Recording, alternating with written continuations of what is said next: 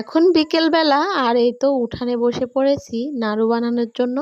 খেজুরের লালি গুড় ছিল ঘরে, আর এই তো তিলগুলা ভেজে পরিষ্কার করে নিচ্ছি, আর এখানে চালটাও ভেজে নিচ্ছি। চাল ভাজা, নারিকেল ভাজা ও তিল ভাজা দিয়ে খেজুরের লালি গুড় দিয়ে নাড়ুটা বানাবো। এখন আমি পাটায় চাল ভাজাগুলো গুঁড়ো করে নিচ্ছি, কারণ চাল ভাজাগুলো গুঁড়ো করলেই নাড়ুটা বেশি ভালো হয় খেতে। ওদিকে কিন্তু আমার দুই ছেলেকেই বিকেলের নাস্তা হিসাবে পাস্তা রান্না করে দিচ্ছি।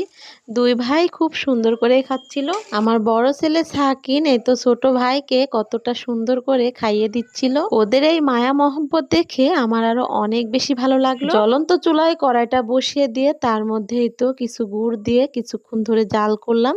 তারপরে পানির মধ্যে একটু গুড় দিয়ে চেক করতেছি যে গুড়টা রেডি হয়েছে কিনা নাড়ুটা বানানোর জন্য।